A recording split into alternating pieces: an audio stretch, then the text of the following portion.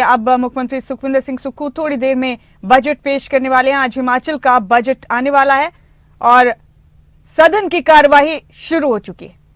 मुख्यमंत्री सुखविंदर सिंह सुक्खू बजट पेश करने जा रहे हैं हिमाचल प्रदेश का। काफी उम्मीदें हैं, काफी आस है बजट से। हिमाचल प्रदेश के लोगों को, हर तबके को अपने अपने लिहाज से काफी उम्मीदें हैं बजट से। मुख्यमंत्री तैयार हैं बजट पेश करने के लिए। हिमाचल विधानसभा से सीधी कार्यवाही इस वक्त आप देख पा रहे हैं अपने टीवी स्क्रीन पर। एक शेर के साथ,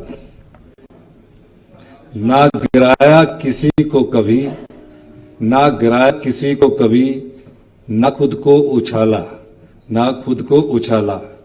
कटा जिंदगी का सफर धीरे धीरे, जहां आप पहुंचे छलांगे लगा लगा कर मैं भी पहुंचा वहां धीरे धीरे।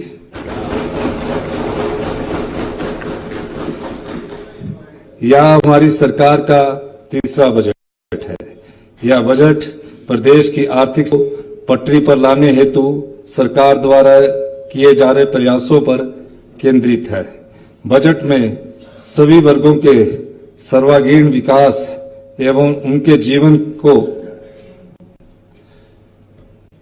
सुगम बनाने पर बल दिया गया है। अध्यक्ष महोदय, 11 दिसंबर 2022 को कांग्रेस सरकार को सत्ता की बागडोर संभालते ही नाजुक वित्तीय स्थिति पनपते माइनिंग माफिया, पूर्व सरकार द्वारा लापरवाही से की गई जैसी चुनौतियों का सामना करना पड़ा। पिछली सरकार द्वारा कई सरकारी भवनों तथा अन्य पूंजीगत कार्यों का बिना बजटीय प्रावधानों के ही निर्माण किया गया और बिना जरूरत के संस्थानों को खोला गया। इसका परिणाम यह हुआ कि प्रदेश में सिविल कॉन्ट्रैक्टर्स के प्रति करोड़ों रुपए की देनदारियां खड़ी हो गई। 1000 करोड़ से ज्यादा राशि के अधिकांश भवन बिना किसी विवेक के बनाए गए, जो कि आज तक किसी भी काम में नहीं लाए जा सके। इनके निर्माण के लिए सेंट्रल स्पॉन्सर्ड स्कीम्स तथा एक्सटर्नल एडिड प्रोजेक्ट्स के अंतर्गत मिलने वाली राशि का दुरुपयोग किया गया, जिसके परिणाम कई प्रकार की चुनौतियों के रूप में वर्तमान सरकार के सामने आए। आने वाला काल गंभीर संकट ट्रांजिशन का है। वैश्विक व्यापार युद्ध, टैरिफ वार, पृथ्वी अर्थव्यवस्था, बदलते मुल्क, उभरती हुई नई जियोपॉलिटिकल व सामरिक चुनौतियां तथा उनका अर्थव्यवस्था पर दुष्प्रभाव, देश व प्रदेश दोनों इससे अछूते नहीं हैं। देश के मार्केट व देश की अर्थव्यवस्था में मंदी की दस्तक सुनाई दे रही है। मुझे देश की आर्थिक स्थिति पर भी अपनी चिंता व्यक्त करनी आवश्यक लगती है। उद्योगों की वृद्धि दर धीमी हो रही है, व्यापार पर असर पड़ा है, रोजगार के अवसर भी घट रहे हैं और निजी खपत में कमी के कारण घरेलू मांग में भी कमी आ रही है। फॉरेन इंस्टीट्यूशनल इन्वेस्टर की भारतीय शेयर बाजार में भारी बिकवाली से आ रही गिरावट से रिटेल इन्वेस्टर का लाखों करोड़ों का नुकसान हो गया है। आरबीआई को भी मुद्रास्फीति और कमजोर रुपये के चलते नीतिगत कठिनाइयों का सामना करना पड़ रहा है और इसका असर महंगाई पर भी पड़ रहा है। कुछ के लिए यह केवल अस्थायी ठहराव है, जबकि मैं इसे दीर्घकालीन चुनौती के रूप में देख रहा हूं। इन सब चुनौतियों के बीच हमारा प्रदेश और भी अधिक प्रभावित हुआ है। एक और जो हमें देय है वह मिल नहीं रहा, जैसे पीडीएनए, बीबीएमबी का शेयर, एनपीएस शेयर के रूप में राज्य सरकार और सरकारी कर्मचारियों का लगभग 9000 करोड़ का फंड केंद्र एनएसडीएल से लेना शेष है। जीएसटी कंपनसेशन पहले ही बंद है और दूसरी ओर अब रेवेन्यू डेफिसिट ग्रांट की टेपरिंग से साल दर साल गिरावट जारी है। वैट के स्थान पर जीएसटी लागू करके जीएसटी कंपनसेशन देने के बाद भी राज्य सरकार को वर्ष 2023-24 तक कुल 9,478 करोड़ का राजस्व घाटा हुआ है। आरडीजी के मामले में भी ऐसा ही हुआ है और मेरी नजर में आरडीजी कोई ग्रांट नहीं है। आरडीजी एक प्रकार का पोस्ट डेवल्यूशन कंपनसेशन है उन प्रदेशों के लिए जो मूलतः रेवेन्यू डेफिसिट इकाइयां हैं तथा जिनका गठन किसी आर्थिक स्वायत्ता या आत्मनिर्भरता के आधार पर नहीं अपितु इन क्षेत्रों की जन आकांक्षाओं को पूरा करने के लिए हुआ है। हिमाचल प्रदेश एवं अन्य पहाड़ी राज्य इसलिए स्पेशल कैटेगरी के राज्य माने गए हैं। योजना आयोग के बंद होने व पिछले 10 सालों में भारत सरकार द्वारा हर योजना व वित्तीय सहायता में तरह तरह की शर्तें लगातार लगाए जाने के कारण हम आर्थिक दृष्टि से उपेक्षित होते जा रहे हैं।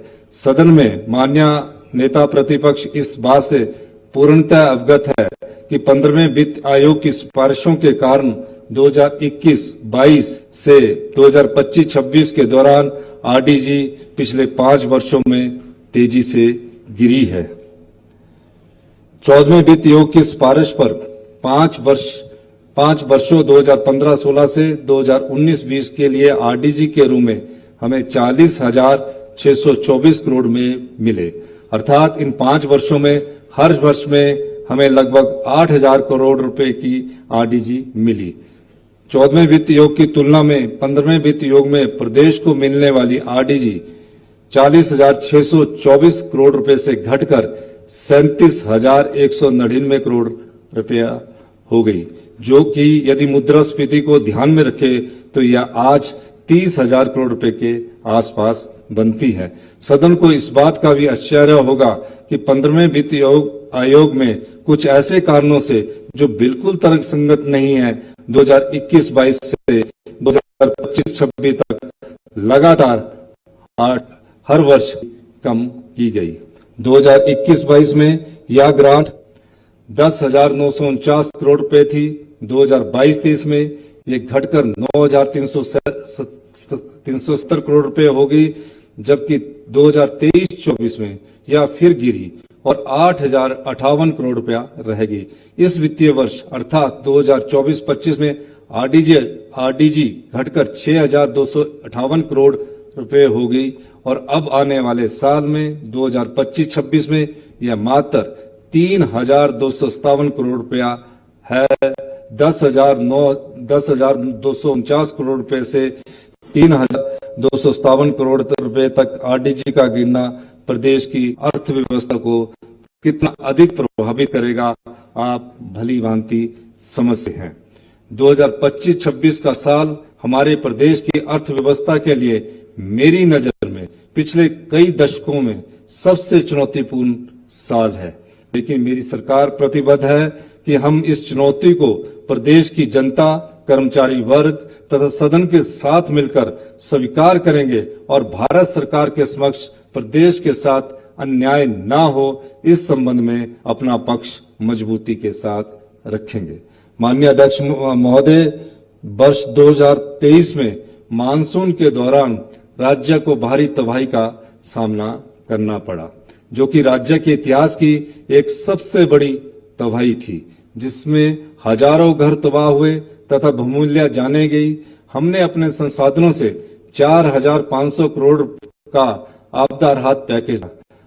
हम केंद्र का धन्यवाद करते हैं जिन्होंने सेंट्रल मीडियन टीम भेजी और प्रदेश के अधिकारियों के साथ मिलकर इसका आंकलन किया और 9,042 करोड़ रुपए की पीडीएनए रिपोर्ट केंद्र को नवंबर 2023 में भेजी गई। अगस्त 2024 में पीडीएनए के मानक अधिसूचित होने के बाद राज्य सरकार ने केंद्र से नवंबर 2024 से फरवरी 2025 के बीच धन की मांग बारे संपर्क बनाए रखा, परंतु फिर भी अब तक कोई वित्तीय सहायता नहीं मिली है। आशा है कि केंद्र सरकार प्रदेश के हित में यह राशि शीघ्र ही जारी करेगा। हमारी सरकार ने सभी चुनौतियों के चलते हिमाचल प्रदेश को आत्मनिर्भर बनाने का संकल्प लिया है। जहां आवश्यकता थी वर्षों से चली आ रही व्यवस्था में परिवर्तन किया, कुछ बदलावों का भरपूर विरोध भी हुआ तथा विपक्ष द्वारा तंज भी कसे गए। इन सब की परवाह न करते हुए हमारी सरकार प्रदेश के विकास के संकल्प को साकार करने के पथ पर अड़ी गई और व्यवस्था परिवर्तन के सफर को जारी रखा गया।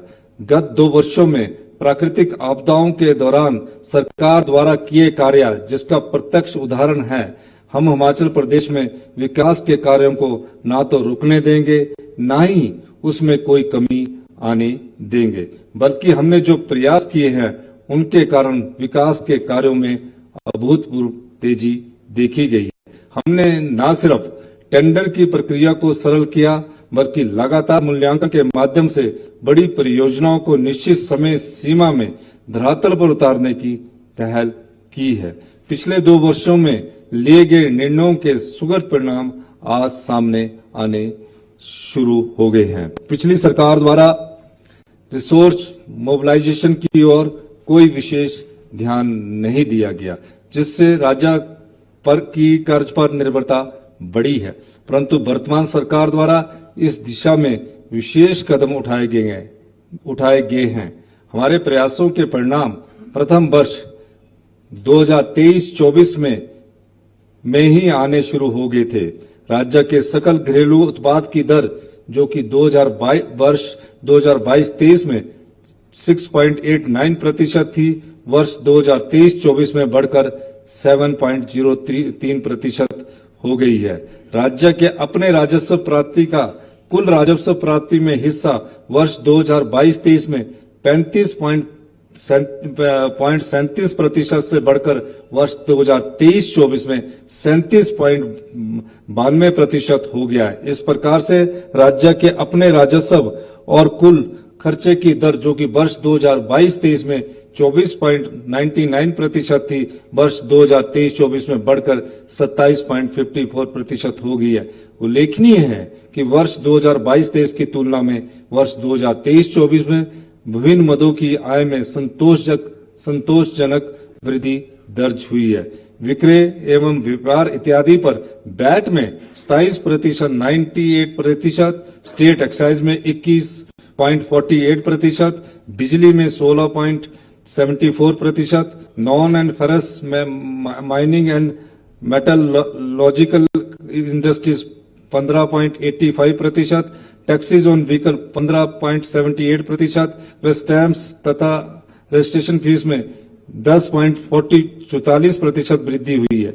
इसके अतिरिक्त वर्तमान सरकार द्वारा बिजली के उपयोग पर दी जाने वाली सब्सिडी का भी युक्तिकरण किया गया है, जिसके तहत साधन संपन्न लोगों द्वारा स्वेच्छा से सब्सिडी को छोड़ा जा रहा है और साथ ही इससे सरकार के संसाधनों पर दूरगामी प्रभाव पड़ेगा। अध्यक्ष महोदय, मुझे आपके माध्यम से इस सदन को सूचित करते हुए प्रसन्नता हो रही है कि वित्तीय वर्ष 2023-24 में स्टेट एक्साइज ड्यूटी और वैट में 867 करोड़ रुपए की वृद्धि हुई है तथा 2024-25 के संशोधित अनुमानों के अनुसार लगभग 300 करोड़ रुपए की वृद्धि होने की संभावना है। यह वृद्धि हमारी सरकार द्वारा एक्साइज पॉलिसी में किए गए बदलावों के कारण ही संभव हो पाई है। राज्य की आत्मनिर्भरता की ओर यह एक महत्वपूर्ण कदम है। हमारी सरकार ने उपकर के माध्यम से भी आय बढ़ाने का प्रयास किया गया है।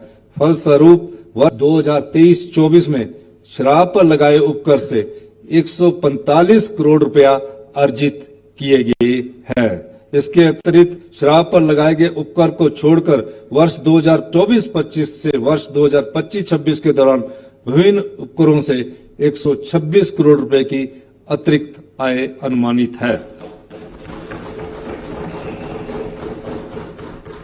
हम सभी को मिलकर और अधिक प्रयास करने होंगे ताकि रिसोर्स मोबिलाइजेशन बढ़ाई जा सके। मुझे इस सदन के पक्ष एवं विपक्ष सभी सदस्यों से यह आग्रह करना है कि वे मुझे अपने बहुमूल्य सुझाव दे। अध्यक्ष महोदय, मैं आज सदन में पहली बार राज्य द्वारा लिए जा रहे लोन्स व इसकी रीपेमेंट की वास्तविकता से लोगों को अवगत करवाना चाहता हूं, सदन को अवगत करवाना चाहता हूं, क्योंकि इस पर चर्चा करना जरूरी लगता है। महोदय, सरकारें आती हैं, जाती है, परंतु मुझे यह कहना है कि राज्य सरकार अपने राजकोषीय घाटे को एक निश्चित सीमा के भीतर बनाए रखने के लिए बाध्य है। जो राज्य सरकार के वित्तीय उत्तरदायित्व और बजट प्रबंधन अधिनियम FRBM के अनुसार 2024-25 और 2025-26 के लिए क्रमशः 3.5% और 3% है। राज्य सरकार तब तक धन उधार नहीं ले सकती जब तक कि उसे भारत सरकार द्वारा भारत के संविधान के अनुच्छेद 293(c) के तहत अधिकृत नहीं किया गया हो।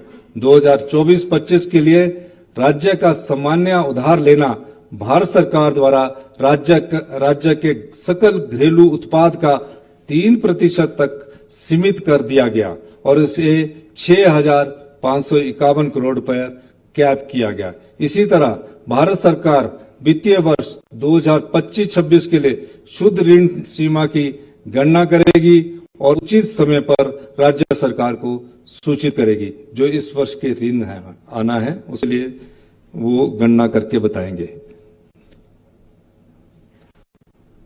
किसी भी वर्ष में उधारी सीमा का अधिपयोग होने की स्थिति में केंद्र सरकार द्वारा अगले वर्ष की सीमा से काट दिया जाता है। यहां मैं यह भी स्पष्ट करना चाहता हूं कि राज्य सरकार किसी भी सोर्स से कोई भी ऋण केंद्र सरकार की अनुमति के बिना नहीं ले सकती। इसलिए राज्य सरकार के पास निर्धारित ऋण सीमा से परे जाने का कोई विकल्प नहीं है। जब वर्तमान सरकार सत्ता में आई तो 31 मार्च 2023 को पिछली सरकार से 76,185 करोड़ रुपए के ऋण विरासत में मिले, जिसका भुगतान और ब्याज की वापसी हमारी सरकार को करनी पड़ रही है।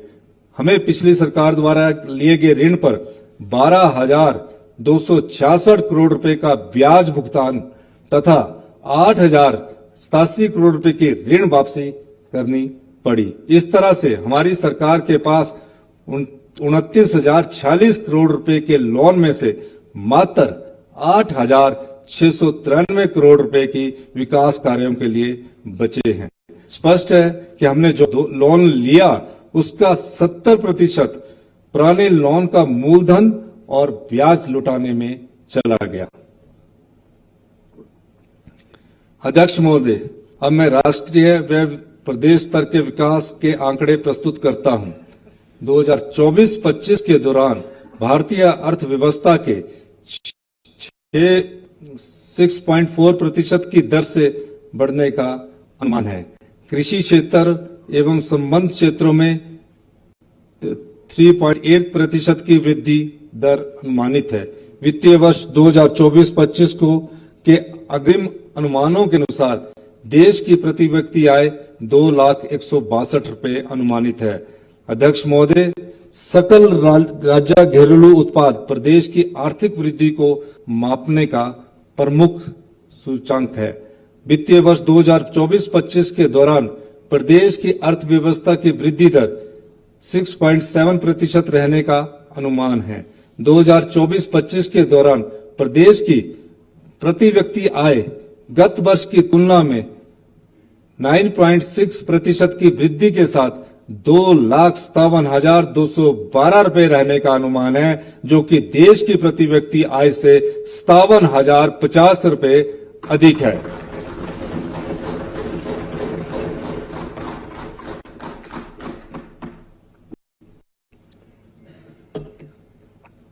दो 2024-25 में राज्य का सकल घरेलू उत्पाद 2,32,185 करोड़ रुपए रहने का अनुमान है। मेरी सरकार हिमाचल प्रदेश को नेचुरल तथा ग्रीन प्रदेश बनाने के लिए कृत संकल्प है। माननीय सदन के सभी सदस्यों का ध्यान नेचुरल तथा ग्रीन इन दो शब्दों की ओर आकर्षित करना चाहता हूं।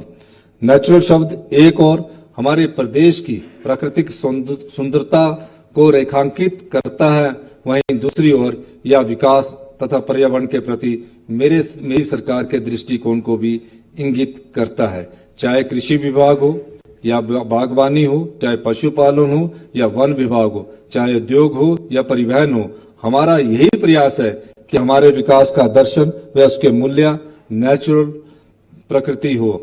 हमें केमिकल्स, फर्टिलाइजर्स, पेस्टिसाइड्स तथा अन्य प्रदूषण फैलाने वाली वस्तुओं के प्रयोग को कम करना चाहते हैं। जलवायु परिवर्तन की लड़ाई में भी हम पूर्ण सहयोग करना चाहते हैं। मैं अक्सर यह कहता हूं कि Himachal Pradesh lungs of north India है। हम अपने वनों की रक्षा करते हैं, इकोलॉजी व पर्यावरण का संतुलन रखते हैं। ये सब एक तरह से हमारी इकोलॉजिकल सर्विसेज है, जिन्हें हम मिट्टी, पानी, शुद्ध वायु, अच्छी जलवायु के रूप में देश को देते हैं। अगर मैं हिमाचल प्रदेश के इकोलॉजिकल सर्विसेज के देश के पर्यावरण में योगदान को देखूं तो एक अनुमान के अनुसार यह प्रतिवर्ष 90,000 करोड़ रुपया बनेगा। सरकार इसका एक तकनीकी व वैज्ञानिक मूल्यांकन शीघ्र करवा रही है। दुख है तो इस बात का कि अभी तक हमारी इस अपॉर्चुनिटी कॉस्ट की कोई भरपाई नहीं हो पाई है। इसीलिए मेरी सरकार यह प्रयास कर रही है कि हिमाचल प्रदेश के इस बहुमूल्य योगदान को हम भारत सरकार के 16वें वित्त आयोग के समक्ष दृढ़ता से रखें।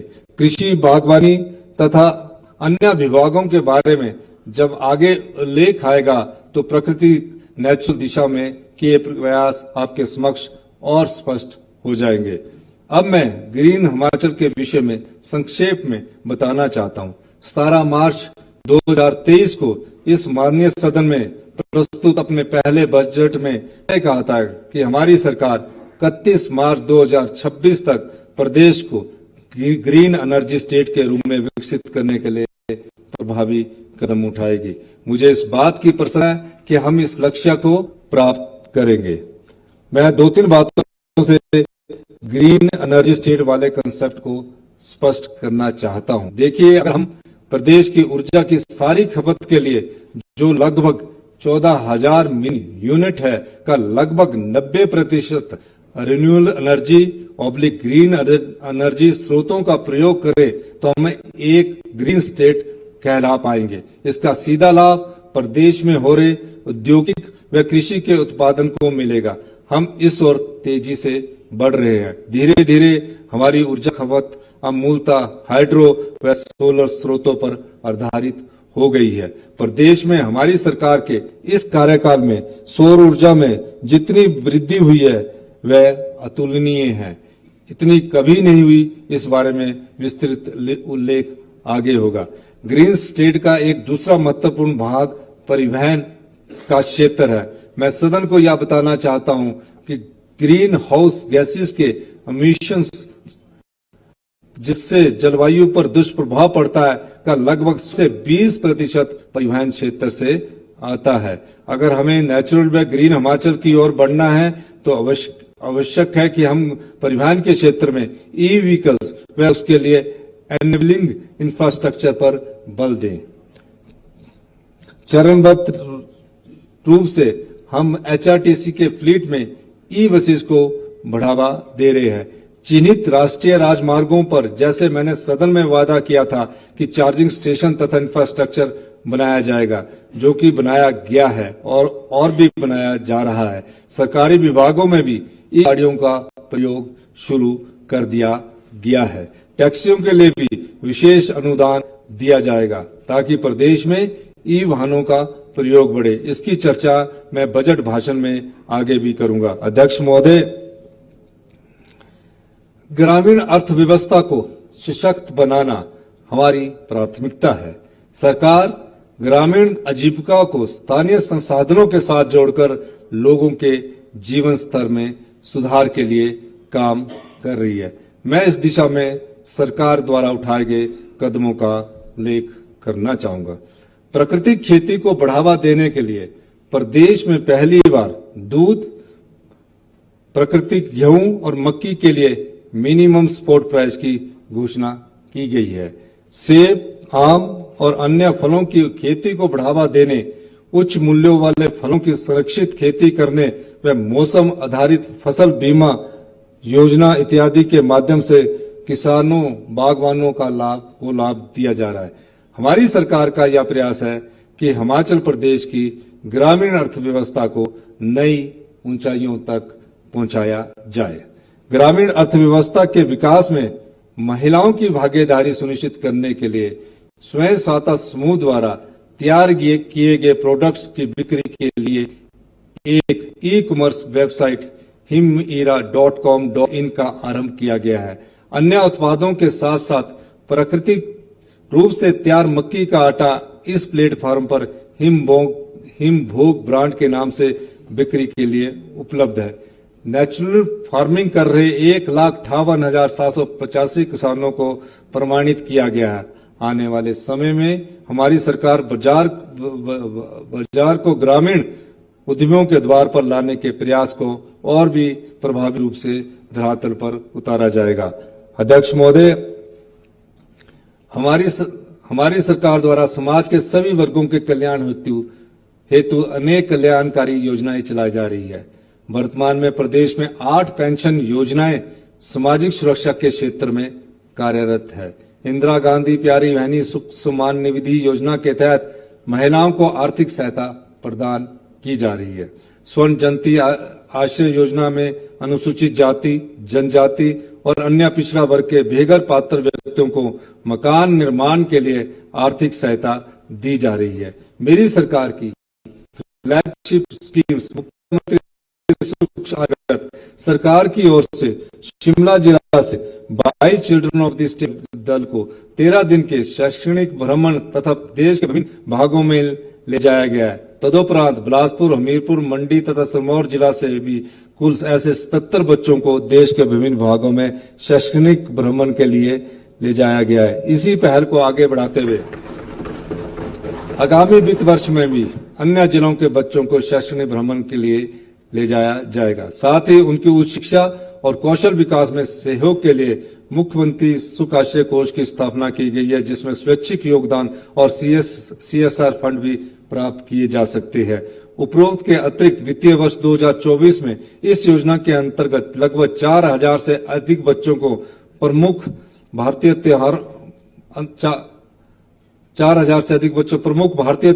त्योहारों के लिए त्योहार भत्ता एवं अनुदान, सामाजिक सुरक्षा, बस्तर भत्ता, पोषण अनुदान, मिश्रित अनुदान, उच्च शिक्षा और कौशल विकास स्टार्टअप योजना के रूप में 14,77,02,000 का व्यय किया गया। इसके अतिरिक्त जिला बिलासपुर और हमीरपुर में 2 चिल्ड्रन ऑफ द स्टेट को भूमि आवंटित की गई व निर्माण हेतु राशि भी प्रदान की गई।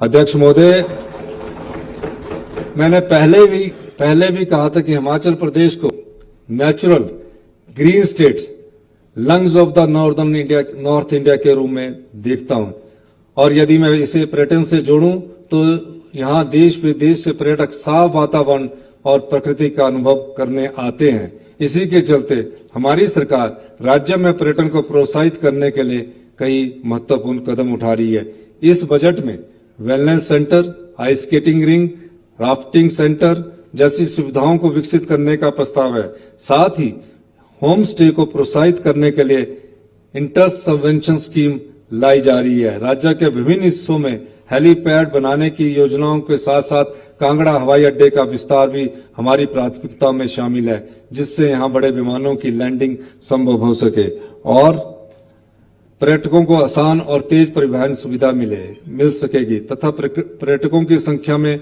वृद्धि होगी। इसके अलावा सरकार धार्मिक पर्यटन, चाय पर्यटन और प्रदेश के अनछुए क्षेत्रों को पर्यटन की दृष्टि से विकसित करने पर कार्य कर रही है। हमें विश्वास है इन सभी प्रयासों से राज्य में पर्यटकों की संख्या में अप्रत्याशित वृद्धि होगी, रोजगार के अवसर बढ़ेंगे और राज्य की अर्थव्यवस्था सुदृढ़ होगी। महोदय, हमारी सरकार पशुपालन के क्षेत्र में महत्वाकांक्षी योजना लागू कर रही है। वर्ष 2025-26 में पशु चिकित्सा, प्रजनन, रोग प्रतिरोधक टीकाकरण विस्तार सुविधा इत्यादि के अतिरिक्त कई नए पैक उठाए जाने का प्रस्ताव है। सरकार द्वारा जिला सोलन के दाला घाट में 4 करोड़ 50 लाख की लागत से बन रहा कृत्रिम गर्भाधान प्रशिक्षण संस्थान क्रियाशील कर दिया जाएगा। भेड़ और बकरी पालकों के कल्याण के लिए भी एक विस्तृत एवं प्रभावी कार्य योजना लागू की जाएगी।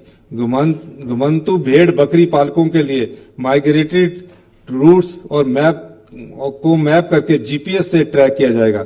वूल फेडरेशन के माध्यम से ऊन के सही रखरखाव हेतु 450 वर्ग मीटर आकार के स्टोर का निर्माण वूल ग्रेडिंग कम मार्केटिंग सेंटर बनूरी पालमपुर में किया जा रहा है। इसके अतिरिक्त राज्य में भी भेड़ की ऊन की निर्विरोध खरीद हेतु 50 लाख के रिवॉल्विंग फंड का प्रावधान किया गया है। मैं प्रदेश की पंजीकृत दूध सोसाइटी के सुदृढ़ करने के लिए इन्हें मिलने वाली फ्रेट सब्सिडी को 1.5 रुपए प्रति लीटर से बढ़ाकर 3 रुपए प्रति लीटर की घोषणा करता हूं।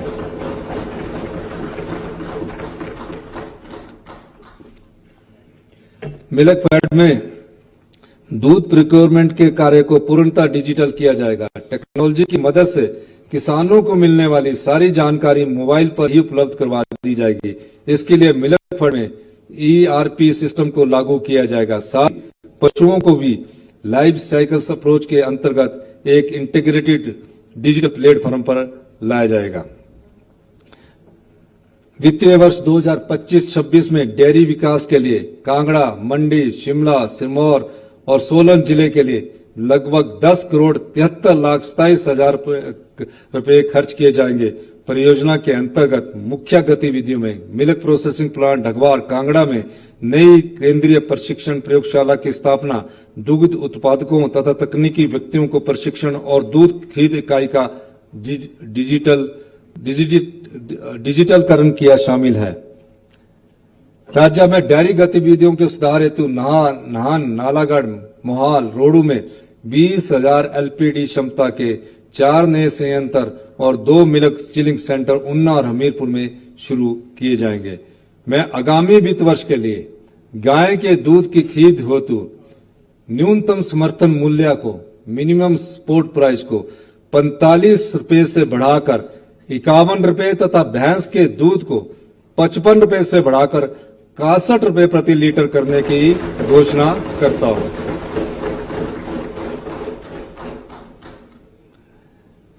यदि कोई किसान या कोई सोसाइटी 2 किलोमीटर से अधिक दूरी पर स्थित नोटिफाइड कलेक्शन सेंटर पर दूध स्वयं ले जाते हैं तो उन्हें 2 रुपए प्रति लीटर की दर से ट्रांसपोर्ट सब्सिडी भी दी जाएगी। इस प्रकार दूध में किसान को 8 रुपए प्रति लीटर अतिरिक्त दिए जाएंगे।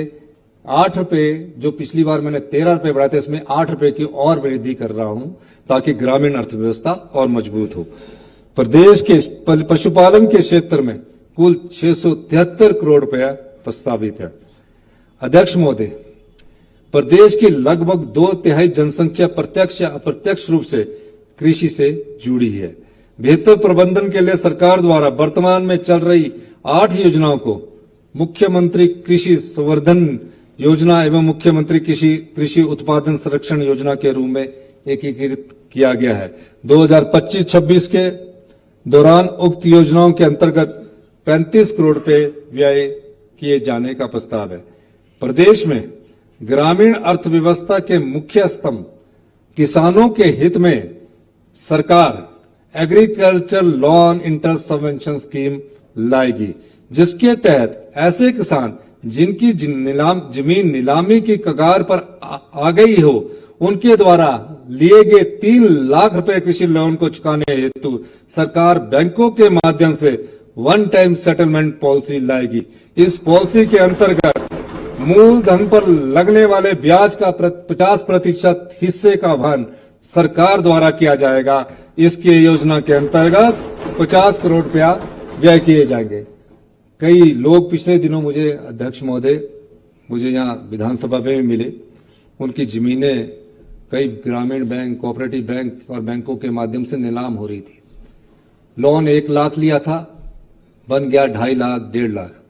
हमारी सरकार उन सभी गरीब किसान जो गांव में रहते हैं, उनकी जमीन बचाने के लिए जो भी इंटरेस्ट होगा उस समय के 1 लाख के लोन पर मूलधन वो देंगे, हम उसका 50% से या उससे अधिक उस किसान की जमीन बचाने के लिए हम खर्च करेंगे। इसके लिए 50 करोड़ रुपए का प्रावधान किया गया है।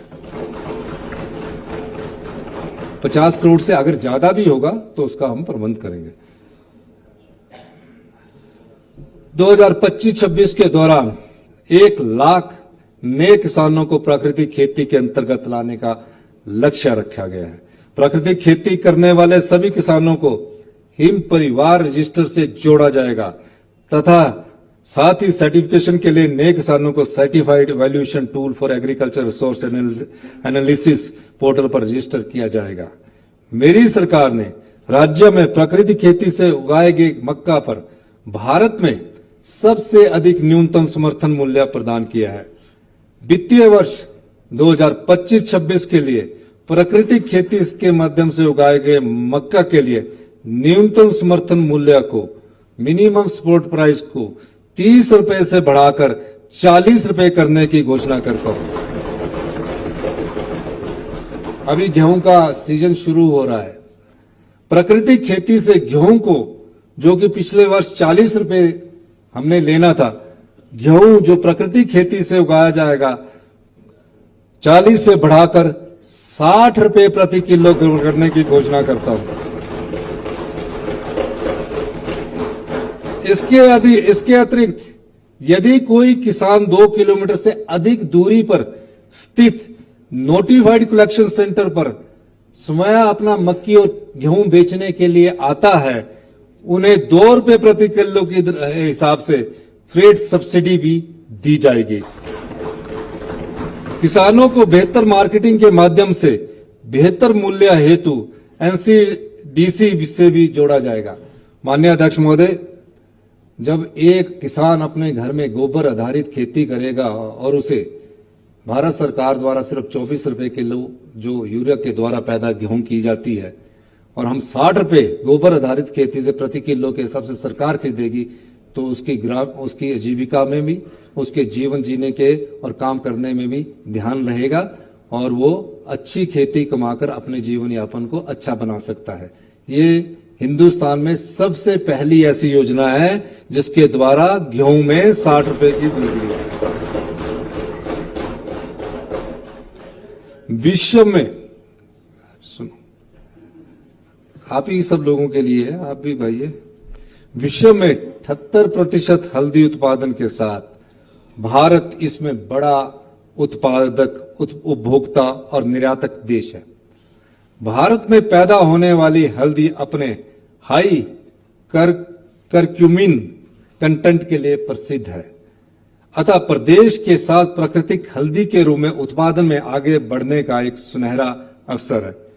इस संदर्भ में मैं निम्न 2 घोषणाएं करता हूं। जिला हमीरपुर में स्पाइस पार्क का निर्माण किया जाएगा। इससे प्रदेश में उगाए जा रहे मसालों की वैल्यू एडिशन होगी, वे बाजार में एक नई पहचान मिलेगी। आगामी वित्त वर्ष में प्राकृतिक खेती के माध्यम से उगाए गए कच्ची हल्दी के लिए, क्योंकि कच्ची हल्दी होती है, मैं कच्ची हल्दी के लिए न्यूनतम समर्थन मूल्य, मिनिमम सपोर्ट प्राइस को 90 रुपए प्रति किलो करने की घोषणा करता हूं। जब कोई किसान बंदर और गाय उजाड़ देती है किसी के खेत को, तो लोगों ने खेती उगाड़ना बंद कर दिया। हल्दी को ना बंदर उखाड़ता है ना गाय उखाड़ती है। हल्दी 9 महीने बाद पैदा होती है और 9 महीने में अगर एक किसान अगर 10 क्विंटल हल्दी पैदा करेगा, उसको 1 साल में 10 क्विंटल में 90,000 मिलेंगे और 1 मीट्रिक टन में 9 लाख रुपया मिलेगा। यह ग्रामीण अर्थव्यवस्था की ओर बढ़ते मजबूत कदम है। सरकार खरीदेगी। 2025-26 के दौरान कृषि विभाग के सभी गवर्नमेंट फार्म्स, जो भी सरकारी खेतों का प्राकृतिक खेती के अंतर्गत लाया जाएगा और किसानों को इन फार्म्स का और अधिक लाभ दिलाने के उद्देश्य से निम्न कदम उठाए जाएंगे। हमारा जो ग्रीन हिमाचल का जो उद्देश्य है, उसमें हिमाचल प्रदेश हिंदुस्तान में अभी तक सभी देशों में नंबर 1 पर है और उसको हम और तेजी से नंबर 1 स्थान पर ले जाने की कोशिश कर रहे हैं। और जितने भी हमारे एग्रीकल्चर के फार्म्स है उसमें हम नेचुरल खेती के बीज उगाएंगे।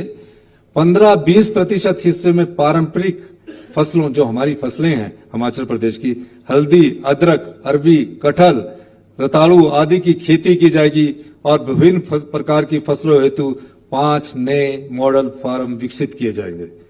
ICAR, CPIR द्वारा विकसित SOP के तहत खरीफ 2025 के आलू के बीज का उत्पादन 8 पोटैटो डेवलपमेंट स्टेशन में फिर से शुरू किया जाएगा। प्रदेश की कृषि क्षेत्र में वर्षा से आलू एक महत्वपूर्ण फसल है। राज्य में कुल सब्जी उत्पादन में आलू का 20% हिस्सा है। अतः आलू की फसल को बढ़ावा देने के लिए हमारी सरकार ऊना जिला में लगभग 20 करोड़ की लागत से 500 केजी पर आवर की क्षमता वाले पोटैटो प्रोसेसिंग यूनिट प्लांट को स्थापित करने जा रही है, जो कि प्रदेश में वर्ष के दौरान 3,400 हेक्टेयर से उगने वाले आलू की दोनों मौसमों की फसलों के लगभग 54,200 मीट्रिक टन आलू उत्पादन करने वाले किसानों को सहायता प्रदान करने में सहायक होगा। ऊना में बहुत आलू होता है, जब से स्वां का चैनलाइजेशन हुआ है ऊना के क्षेत्र में बहुत आलू होता है, पर उसकी जब मार्केट में जाता है तो किसान को बहुत कम पैसा मिलता है। इसलिए उसका प्रोसेसिंग यूनिट वहीं लगाकर उसको हम आगे बढ़ाने की दिशा में, ग्रामीण अर्थव्यवस्था को मजबूत करने की दिशा में और किसान की जेब में पैसा है उस दिशा में हमारी सरकार आगे बढ़ रही है। गेहूं और मक्का के बेहतर भंडारण के लिए प्रदेश में उच्च तकनीक से चलित साइलो स्थापित किए जाएंगे। अध्यक्ष महोदय, हम सरकार प्रदेश के किसानों के उत्थान के लिए प्रतिबद्ध है और हिमाचल प्रदेश फसल विविधीकरण संवर्धन परियोजना इसी दिशा में एक महत्वपूर्ण प्रयास है। आगामी वित्त वर्ष में सरकार इस परियोजना हेतु 154 करोड़ रुपए का व्यय करेगी। परियोजना के तहत निम्न महत्वपूर्ण कार्य किए जाएंगे। 100 गांव में सिंचाई योजना का निर्माण करके उन्हें लोकल कमेटीज को ट्रांसफर किया जाएगा। कृषि यंत्रीकरण पर सहायता प्रदान करने के लिए लगभग 10 करोड़ रुपए व्यय किए जाएंगे। परियोजना क्षेत्र के लाभार्थी किसानों के लिए 1,500 प्रशिक्षण शिविर आयोजित किए जाएंगे। वे लगभग 4,000 डेमोन्स्ट्रेशंस ऑन वेजिटेबल कल्टीवेशन आयोजित की जाएगी। मिलेट्स के प्रसार के साथ साथ खाद्यान्न उत्पादकता पर लगभग 2,400 डेमोन्स्ट्रेशंस आयोजित किए जाएंगे। मुख्यमंत्री खेत संरक्षण योजना, मैं मुख्यमंत्री खेत संरक्षण योजना को आगे बढ़ाते हुए अब किसानों को जंगली जानवरों से फसलों की रक्षा हेतु सोलर फेंसिंग, जालीदार और कांटेदार बाड़बंदी में सहायता प्रदान की जाएगी। अध्यक्ष महोदय, जितनी भी चाहेंगे उतनी करेंगे, क्योंकि लोगों ने आपको अभी बजट बुक में देख लेना। अध्यक्ष महोदय, हिमाचल प्रदेश में बागवानी में केवल किसान ओबलिक बागवानों के लिए आजीविका का स्रोत है, बल्कि यह ग्रामीण विकास, रोजगार सृजन और आर्थिक स्थिरता का प्रमुख स्तंभ है।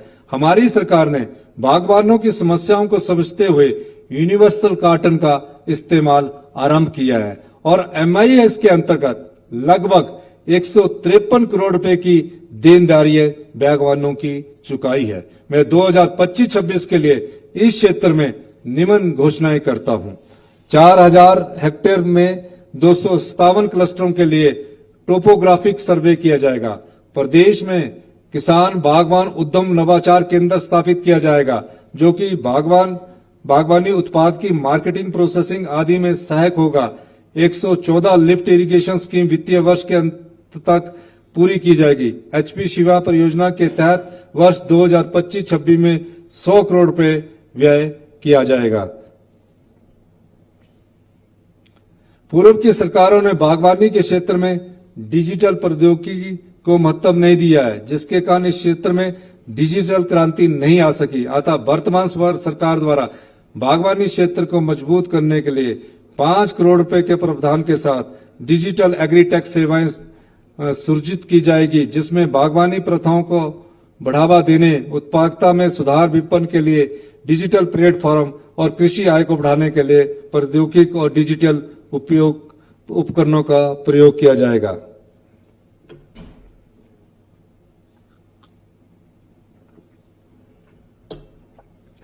अध्यक्ष महोदय, मैं weather based crop insurance scheme के अंतर्गत 60,000 से अधिक बागवानों को लाभान्वित करने के साथ साथ उन्हें आर्थिक सुरक्षा प्रदान की जा रही है।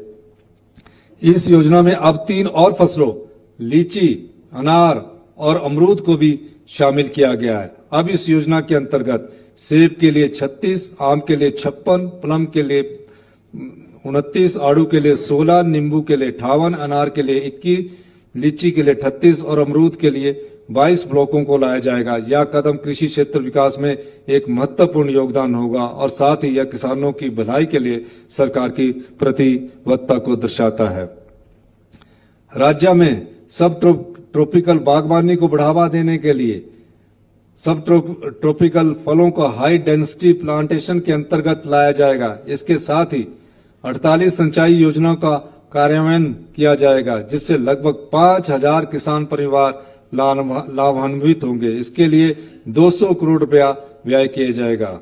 अध्यक्ष महोदय, प्रदेश में लगभग 20,000 से अधिक मछुआरे, मत्स्य कृषक तथा अन्य कारोबारी मछली पालन व्यवसाय में अपनी आजीविका कमा रहे हैं।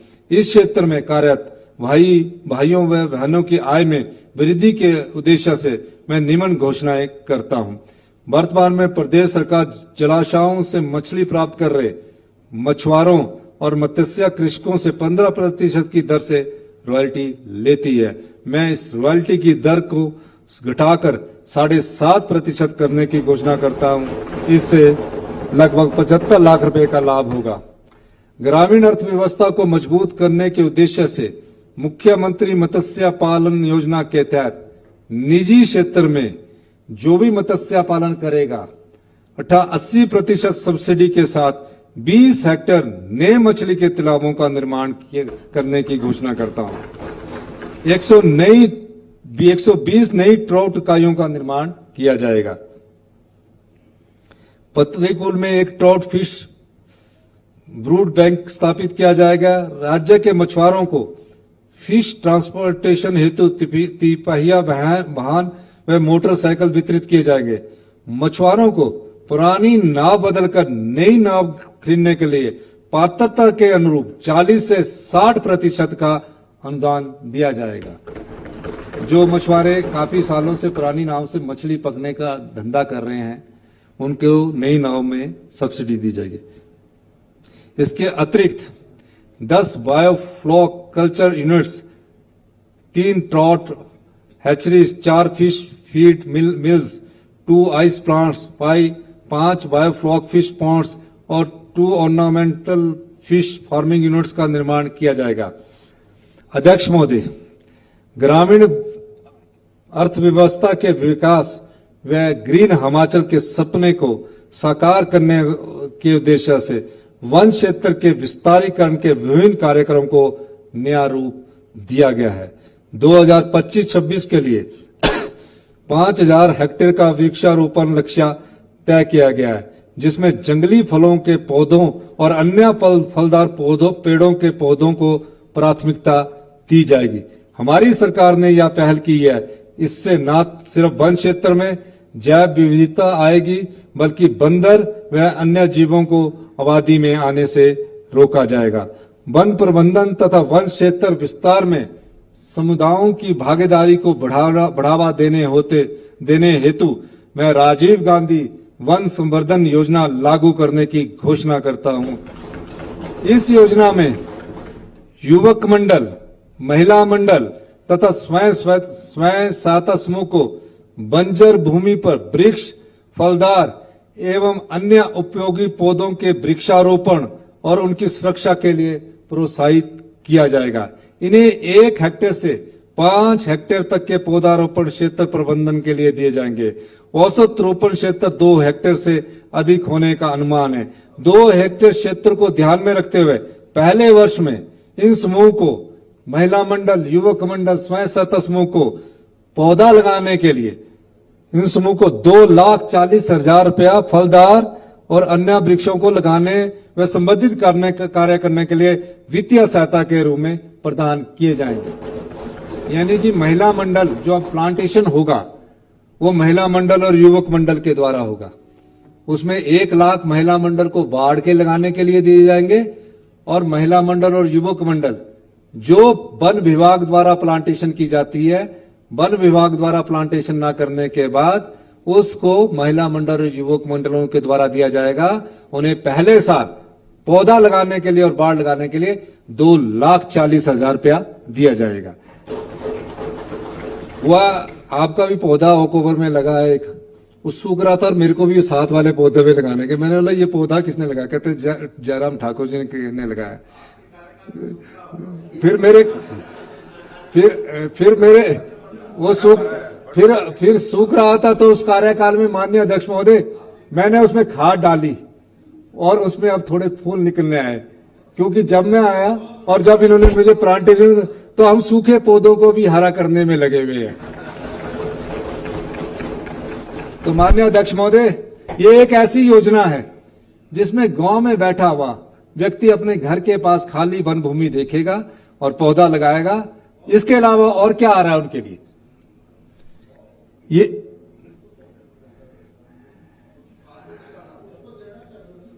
2,40,000। इसके बाद भी खाद तो मुझे डालनी है, ठाकुर साहब को थोड़ी डालनी है। इसके बाद जब अगले वर्ष 5 साल तक सर्वाइवल प्रतिशत, अगर वो 100 पौधे लगाता है 50% तक का उसका सर्वाइवल होता है, इसके बाद भी 5 साल तक सर्वाइवल प्रतिशत 50% या अधिक होने पर दूसरे, तीसरे, चौथे व 5वें वर्षों तक सालाना 1 लाख रुपया प्राचात मिलता रहेगा तथा 50% से कम होने पर प्रोत्साहन तथा संरक्षण राशि दी जाएगी। इस प्रकार एक महिला मंडल जब उस पहले पौधा लगाएगा, फिर उसकी देखभाल अगले साल करेगा, उस 100 पौधों में से 50 सरवाइव कर गए तो उसे 1 लाख रुपया मिल जाएगा। और उसके बाद एक और अगर फिर 50 सरवाइव कर गए, जंगली पशु रहते हैं, बंदर रहते हैं, उजाड़ देते हैं, तो वास्तविकता तो ये, फिर उसको 1 लाख रुपया और मिलेगा। तीसरे साल पौधा जड़ पकड़ लेगा, बड़ा हो जाएगा, फिर उसकी सिर्फ देखभाल ही करनी है तो 1 लाख रुपया और मिलेगा। और जब वो पौधा बड़ा हो जाएगा फल देने वाला तो उसे 1 लाख देकर वो वन विभाग को जगह चली जाएगी। 5 साल तक 1 लाख रुपया तथा इस प्रकार कुल 6,40,000 की राशि प्रत्येक समूह को मिल सकेगी। कई बार क्या होता है कि फॉरेस्ट वाले कहते हैं कि ये फॉरेस्ट वन भूमि है, अगर उसमें बाढ़ लगानी होगी तो 1 लाख रुपया फॉरेस्ट वाले भी बाढ़ लगाकर महिला मंडल, युवक मंडलों को दे सकते हैं। तो 5 साल में 6,40,000 घर में बैठ के महिला मंडल के लोग अपना और युवक मंडल के लोग, स्वयं सहायता समूह के लोगों को मिलेगा। इस निश्चित तौर पर ग्रामीण अर्थव्यवस्था में सुधार होगा। इन सभी वन क्षेत्रों में जियो टैग किया जाएगा और ऑनलाइन मॉनिटरिंग की जाएगी। इस योजना के लिए 100 करोड़ रुपया व्यय किए जाना प्रस्तावित है।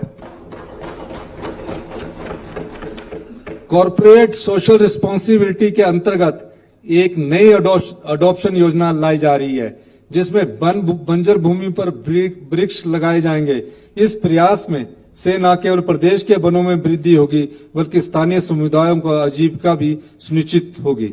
जो हमारे पास बड़े बड़े बैंक आते हैं, बड़े बड़े उद्योगपति आते हैं, CSR के तहत फंड देते हैं। हमने कहा कि आप एक पहाड़ी चुनिए, उस पहाड़ी में 5 साल तक आप पौधे लगाइए और जब जंगल बन जाएगा तो हमें वापस दीजिए। कोई एम्बुलेंस दान कर देता है, कोई कुछ कर देता है, तो उसको भी गाइड किया जाएगा इस योजना के अंदर।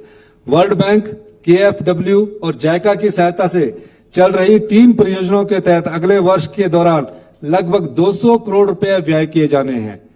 हिमाचल प्रदेश आक्रामक प्रजातियों जैसे लेंटेना, पार्थियम ग्रास के प्रसार, चीड़ की सूखी सुइयां और कृषि अवशेषों से होने वाली जंगलों की आग, जैव विविधता की हानि, जल संकट, आवास और पारंपरिक आजीविका के नुकसान जलवायु परिवर्तन और आपदा जोखिम जैसी गंभीर चुनौतियों का सामना कर रहा है।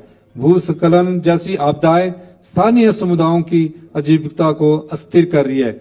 मेरी सरकार इन समस्याओं को अवसर में बदलने के लिए कचरे को biochar, bio energy, bio fertiliser, bio pesticides, green energy और कार्बन क्रेडिट जैसे उत्पादों में महत्व में परिवर्तित करने का प्रयास रखती है, जिससे न केवल कार्बन उत्सर्जन कम होगा बल्कि ग्रामीण अर्थव्यवस्था मजबूत होगी और टिकाऊ आजीविका सुनिश्चित होगी। हिमाचल प्रदेश अपनी प्राकृतिक सुंदरता, घने वन, बर्फ से ढके पहाड़, जैव विविधता और समृद्ध संस्कृति विरासत के कारण इको टूरिज्म के लिए एक आदर्श स्थल है। इको टूरिज्म स्थानीय समुदायों की आर्थिक स्थिति को सुधारने में भी महत्वपूर्ण योगदान देता है। इससे लोगों को रोजगार के नए अवसर मिल रहे हैं। इस दिशा में हमारी सरकार निम्न कदम उठा रही है। सरकार ने वर्ष 2024 में इको टूरिज्म नीति को संशोधित किया है। इस नीति से इको टूरिज्म गतिविधियों को गति मिलेगी। वर्ष 2024 में 7 इको टूरिज्म साइटों के लिए संचालकों को चयनित किया गया है। अगले चरण में 78 नई इको टूरिज्म साइटों को आवंटित किया जाएगा। वन विभाग के विभिन्न सर्कलों में इको टूरिज्म सोसाइटीज गठित की गई है, जो इन गतिविधियों को नियंत्रित एवं संचालित करेगी। विभिन्न इको टूरिज्म गतिविधियों के माध्यम से अगले 5 वर्षों में लगभग 200 करोड़ रुपए का अतिरिक्त राजस्व अर्जित किया जाएगा। अध्यक्ष महोदय, प्रदेश में फॉरेस्ट क्लियरेंस के मामलों में अभूतपूर्व तेजी से प्रोसेस किया गया है। पिछले 2 वर्षों में 208 मामलों में एफसीए के तहत मंजूरी प्रदान की गई है। इस पहल से वर्षों से रुके हुए प्रोजेक्ट को शुरू किया जा सका है। इसी तरह से फॉरेस्ट राइट एक्ट के तहत भी 560 मामलों में स्वीकृति प्रदान की गई है। यह मेरी सरकार द्वारा किए जा रहे व्यवस्था परिवर्तन का ही परिणाम है।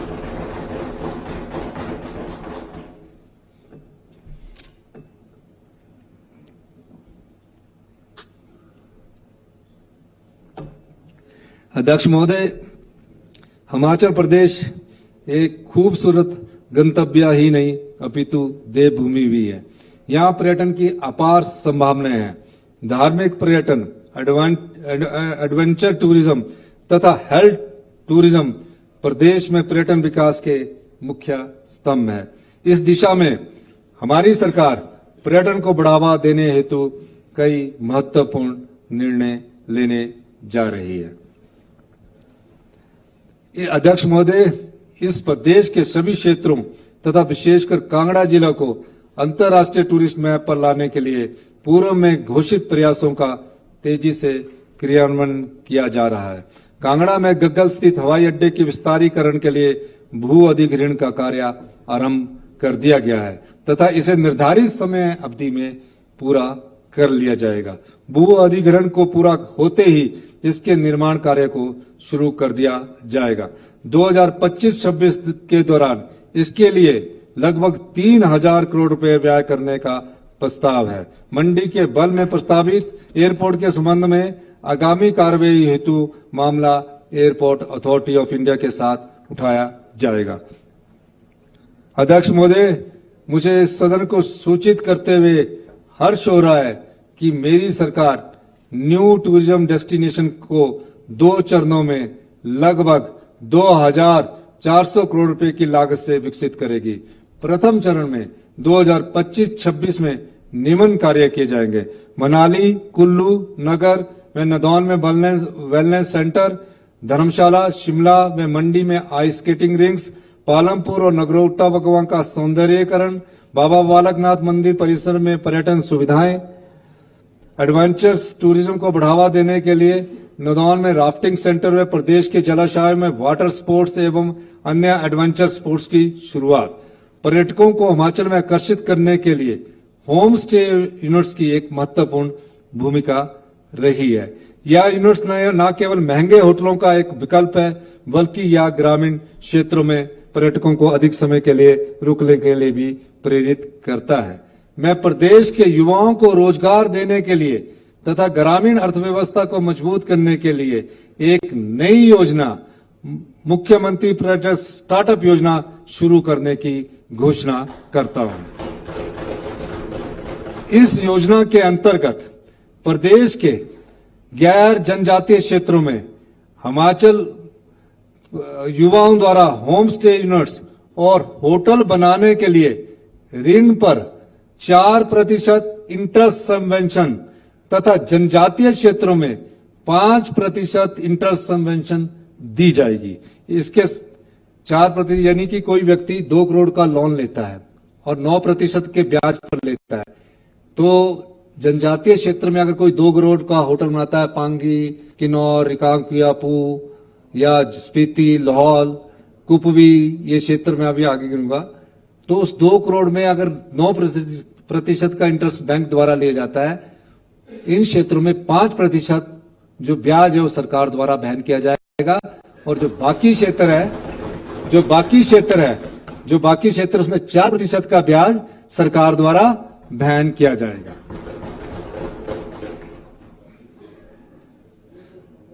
इसके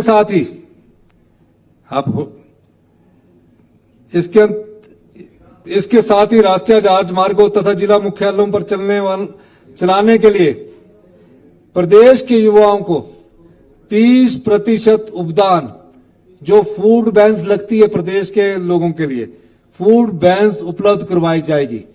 योजना के तहत पहले चरण में 50 करोड़ रुपए व्यय किए जाएंगे। जो फूड बैंस है, आजकल फूड बैंस का कंसेप्ट चला है, कीरतपुर मनाली रोड हो गया, टूरिस्ट बहुत आता है, हमारा शिमला से कुफरी तक का रोड हो गए। जो भी फूड वैन खरीदेगा, 10 लाख की फूड वैन पर 3 लाख, 1 करोड़ की फूड वैन पर 30 लाख सब्सिडी उपलब्ध करवाई जाएगी।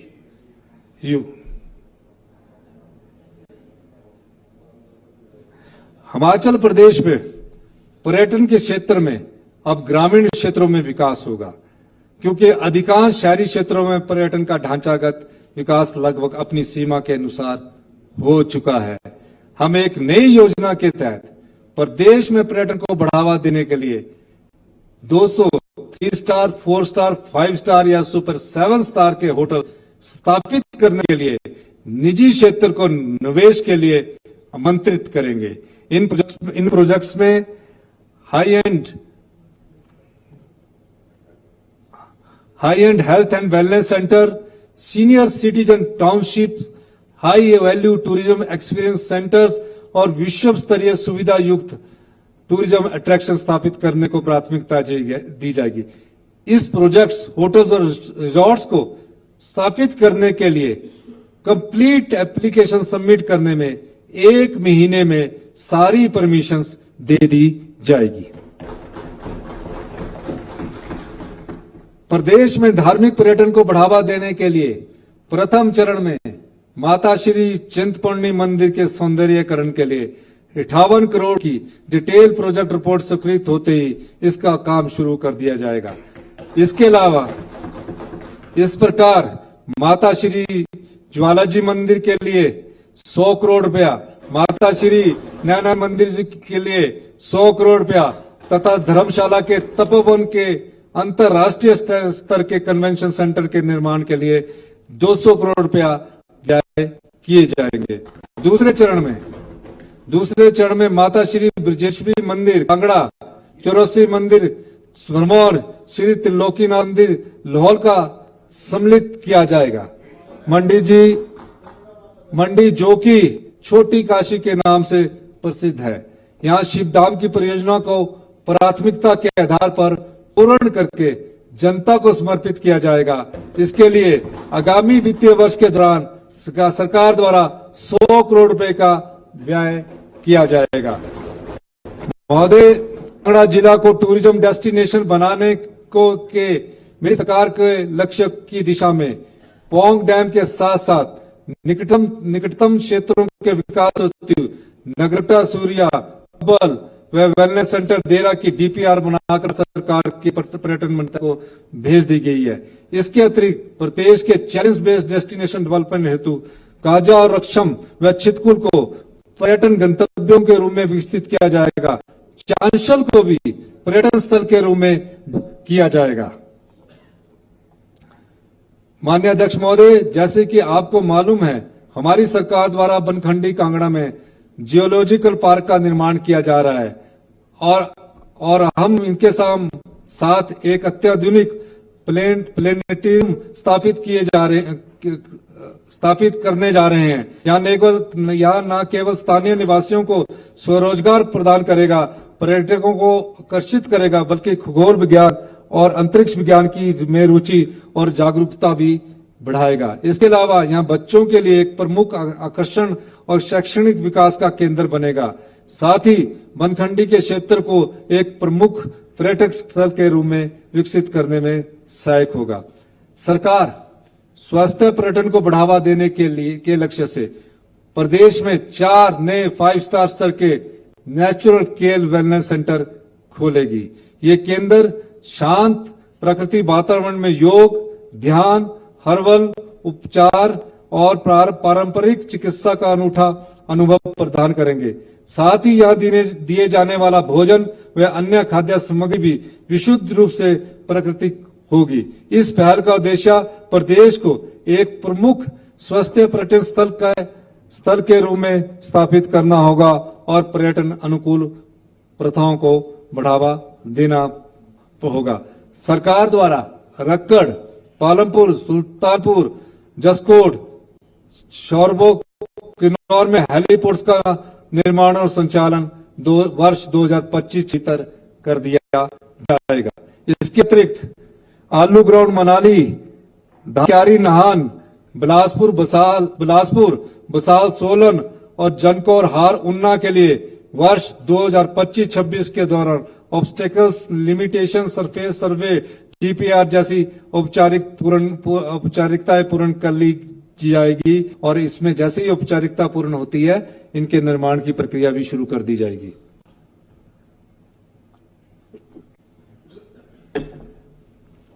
महोदय, अंतर्राष्ट्रीय ख्याति प्राप्त कांगड़ा चाय जीआई टैग मिला हुआ है, जो कि प्रदेश के लिए गौरव का विषय है। टी टूरिज्म प्रदेश की आर्थिकी में बहुत बड़ी भूमिका निभा सकता है। इस क्षेत्र में रोजगार की बहुत संभावना है।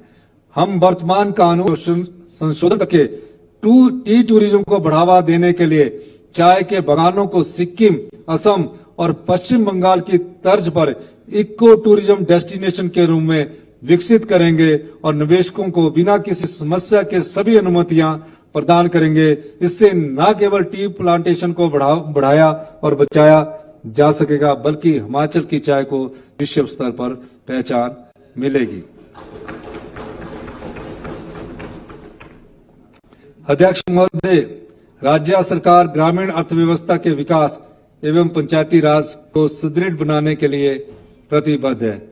व्यवस्था परिवर्तन की ओर आगे बढ़ते हुए हम ग्रामीण अर्थव्यवस्था आजीविका में सुधार लाने एवं आत्मनिर्भर, स्वच्छ और समृद्ध हिमाचल के संकल्प को साकार करने की दिशा में मजबूत कदम उठा रहे हैं। इस प्रयास को जारी रखते हुए 2025-26 के दौरान मैं निम्न कार्यों की घोषणा करता हूं। राज्य में प्रशासनिक व्यवस्था को और अधिक प्रभावी एवं सुचारू बनाने के लिए हम ब्लॉकों का पुनर्गठन करेंगे। यह कदम संसाधनों का बेहतर उपयोग, प्रशासन में कार्य कुशलता लाने और सरकारी सेवाओं को आसानी से आम जनता तक पहुंचने में कामगार होगा। हमारे ग्रामीण संस्थानों को सशक्त बनाने के लिए कैपेसिटी बिल्डिंग अत्यंत महत्वपूर्ण है। इस दृष्टि से राज्य ग्रामीण विकास संस्थान SIRD के अंतर्गत 9 विस्तार प्रशिक्षण केंद्र एक्सटेंशन ट्रेनिंग सेंटर्स स्थापित किए जाएंगे। ये केंद्र पंचायत प्रतिनिधियों, ग्रामीण विकास कार्यकर्ताओं और अधिकारियों कर्मचारियों को उच्च स्तरीय प्रशिक्षण प्रदान करेंगे, जिससे वे और अधिक प्रभावी ढंग से लोगों की सेवा करने में सक्षम होंगे। स्थानीय कारीगरों और उद्यमियों को बढ़ावा देने के लिए नए स्तरों पर हिमीरा शॉप्स, हिमाचली हाट, साथ ही वेस्ट साइड एम्यूनिटीज का निर्माण आरंभ किया जाएगा। इससे पारंपरिक हस्तशिल्प, हथकरघा और कृषि उत्पादों को स्थायी मंच मिलेगा, जिससे रोजगार के नए अवसर सृजित होंगे और ग्रामीण अर्थव्यवस्था को मजबूती मिलेगी। विशेष रूप से वेस्ट साइड एम्यूनिटी स्कीम के अंतर्गत स्वयं सहायता समूह को प्रोत्साहित किया जाएगा ताकि उन्हें और अवसर मिले।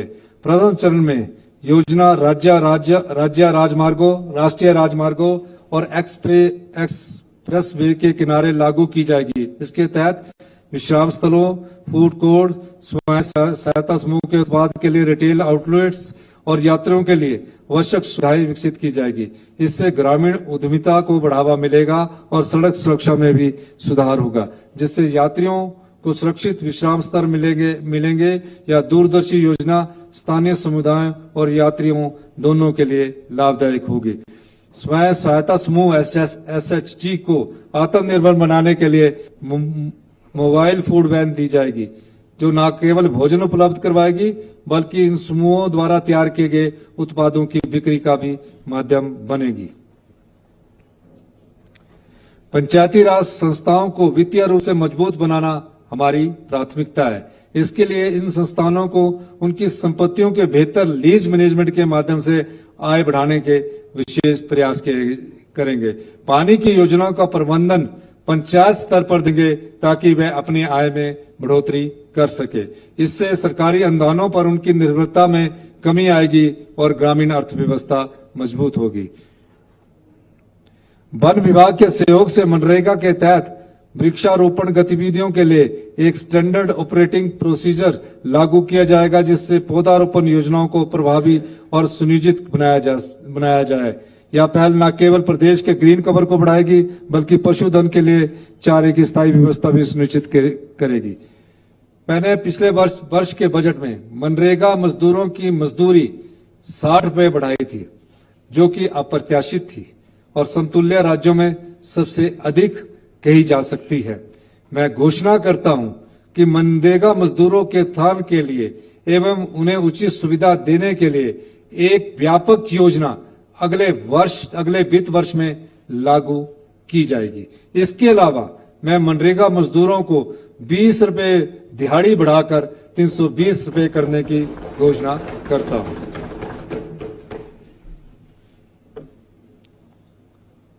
मनरेगा के लिए तो बजा दो।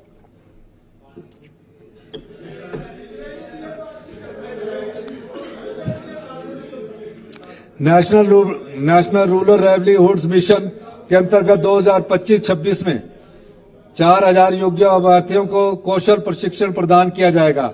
इनमें से 70% को सुनिश्चित रोजगार भी उपलब्ध करवाया जाएगा। 2025-26 हेतु 15वें वित्त योग के तहत पंचायतों में विकास हेतु 452 करोड़ रुपए तथा राज्य वित्त योग के तहत 467 करोड़ रुपए व्यय किए जाएंगे। मैं पंचायती राज संस्थाओं के प्रतिनिधियों का मानदेय बढ़ाने की सहर्ष निम्न घोषणाएं करता हूं। अध्यक्ष जिला परिषद को 1000 बढ़ोतरी के साथ 25,000 रुपए प्रतिदेय मानदेय मिलेगा।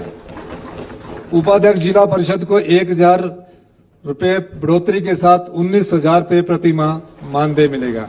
सदस्य जिला परिषद को 500 रुपए बढ़ोतरी के साथ 8300 रुपया प्रति माह मानदेय मिलेगा। अध्यक्ष पंचायत समिति को 600 रुपए बढ़ोतरी के साथ 12,000 रुपए प्रति माह मानदेय मिलेगा। उपाध्यक्ष पंचायत समिति को 600 रुपए बढ़ोतरी के साथ 9,000 रुपए प्रति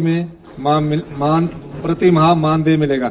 सदस्य पंचायत समिति को 300 रुपया बढ़ोतरी के साथ 7,500 रुपया प्रति माह मानदेय मिलेगा। पंचायत ग्राम पंचायत को 300 रुपए बढ़ोतरी के साथ 7500 रुपए प्रति माह मानदेय मिलेगा। उपप्रधान ग्राम पंचायत को 300 रुपए बढ़ोतरी के साथ 5100 रुपए प्रति माह मानदेय मिलेगा। सदस्य ग्राम पंचायत को 300 रुपए बढ़ोतरी के साथ 1050 रुपए प्रति ग्राम पंचायत बैठक हेतु मानदेय मिलेगा।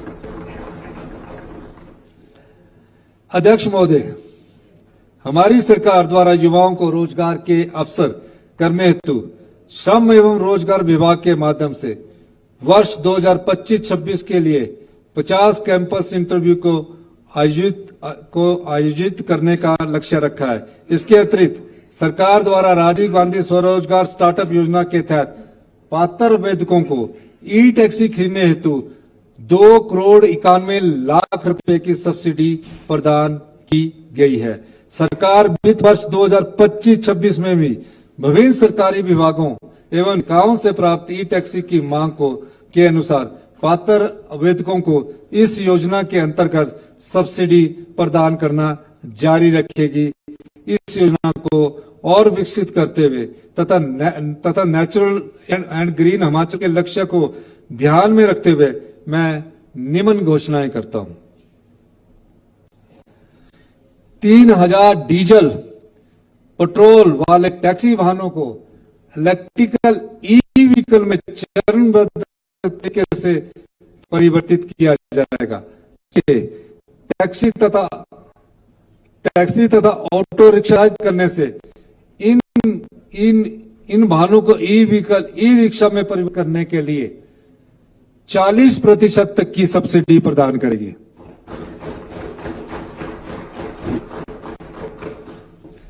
सरकार राज्य के बेरोजगार युवाओं को रोजगार उपलब्ध करवाने के लिए 1,000 बस रूटों के नए परमिट निजी क्षेत्र आवंटित करेगी। सरकार इन रूटों हेतु बस अथवा टेम्पो ट्रेवल की खरीद पर ई व्हीकल के लिए 40% व डीजल व पेट्रोल से चलने वाले वाहनों की खरीद पर 30% तक की सब्सिडी देगी। इसके लिए 66 करोड़ रुपए का बजट का प्रावधान किया गया है।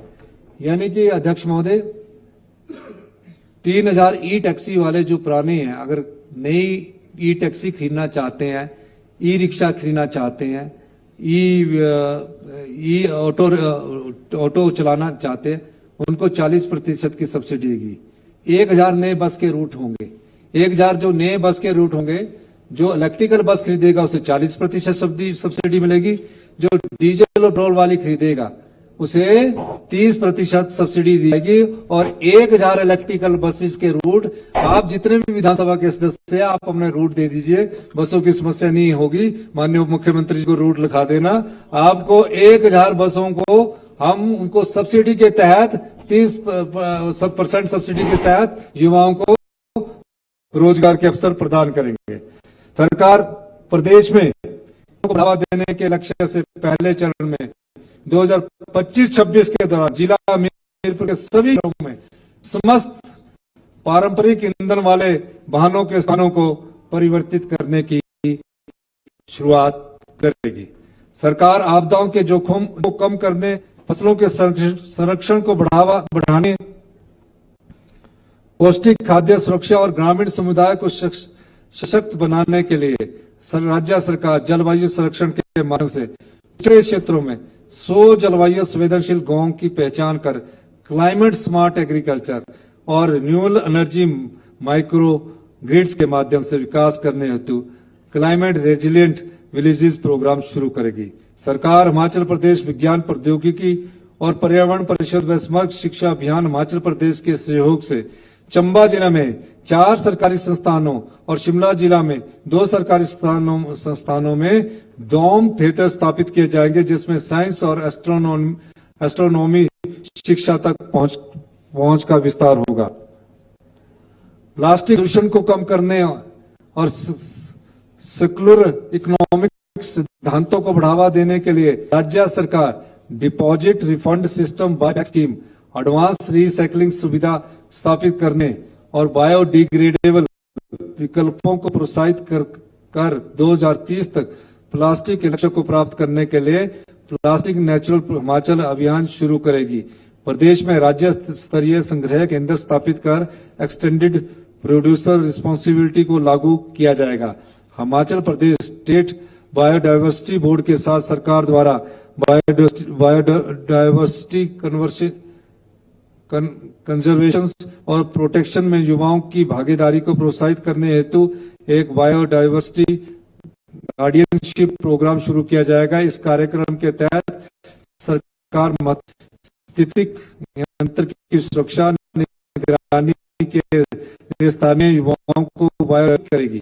इस कार्यक्रम के तहत विभाग युवाओं को एक्सेस बेनिफिट शेयर फंड के तहत छात्रवृत्ति प्रशिक्षण और कौशल विकास के अवसरों के माध्यम से प्रोत्साहन प्रदान करेगा। पिछले 2 वर्षों में हमारी सरकार ने शिक्षा के क्षेत्र में हिमाचल प्रदेश के गठन से लेकर आज तक चली आ रही पुरानी सोच को बदला है। हमने नए शिक्षा संस्थानों को खोलने व इन्हें अपग्रेड करने के स्थान पर गुणवत्तापूर्ण शिक्षा प्रदान करने का प्राथमिकता दी है। आप सभी जानते हैं, पिछले कुछ वर्षों में बहुत से शिक्षा संस्थान स्पष्ट सोच अथवा वैज्ञानिक आकलन के आधार पर नहीं खोले गए, जिसके कारण पूरे में हजारों शिक्षा संस्थान ऐसे हो गए जिनके 2 से 3 किलोमीटर के दायरे में इसी स्तर का दूसरा शिक्षा संस्थान भी काम कर रहा था। इतनी कम दूरी पर एक से अधिक सरकारी शिक्षा संस्थान होने से न केवल अध्यापकों और अन्य संसाधनों का अपर्याप्त इस्तेमाल हो रहा है, बल्कि इन सभी संस्थानों में बच्चों की संख्या भी न्यूनतम स्तर तक पहुंच गई है।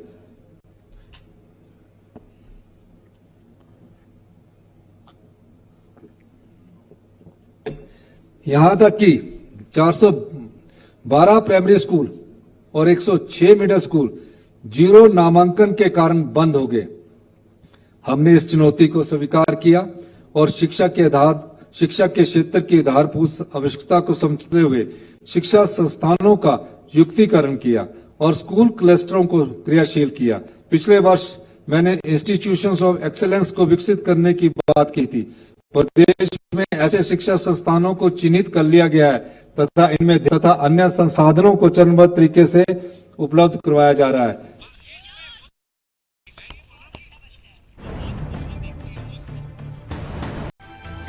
मुख्यमंत्री सुखविंदर सिंह सुक्खू हिमाचल का बजट पेश कर रहे हैं और इस दौरान उन्होंने अपने बजट में प्रदेश के लिए तमाम योजनाओं का जिक्र किया जो सरकार अब लाना चाहती है। शाराना अंदाज में मुख्यमंत्री ने अपने बजट भाषण की शुरुआत की और कहा कि 4,500 करोड़ रुपए का राहत पैकेज दिया गया। प्रदेश के लिए हिमाचल को आत्मनिर्भर बनाने का संकल्प है सरकार का। मुख्यमंत्री ने कहा कि ग्रामीण अर्थव्यवस्था को मजबूत करने पर जोर है। ये तमाम बातें उन्होंने अपने बजट भाषण में कही। ग्रीन हिमाचल के लिए ई व्हीकल पर जोर दिया जा रहा है और कांगड़ा में एयरपोर्ट का विस्तार किया जाएगा। हिमाचल प्रदेश के लोगों को इंतजार था बजट का। मुख्यमंत्री ने बजट पेश करते हुए कहा कि प्रदेश को तरक्की के रास्ते पर आगे लाने के लिए जबरदस्त मेहनत की जा रही है। हालांकि उन्होंने कर्जे से शुरुआत की अपने बजट भाषण की। बताया कि उनकी सरकार को कितना कर्ज मिला पिछली सरकार से। उन्होंने इस दौरान कहा कि जिला परिषद का मानदेय 1,000 रुपए बढ़ाया गया है। उपाध्यक्ष को अब 19,000 रुपए मिलेंगे। जिला परिषद के सदस्य को 8300 रुपए मिलेंगे। पंचायत समिति के अध्यक्ष को 12,000 रुपए मिलेंगे। पंचायत समिति के सदस्यों की वेतनमान को लेकर भी उन्होंने बात की।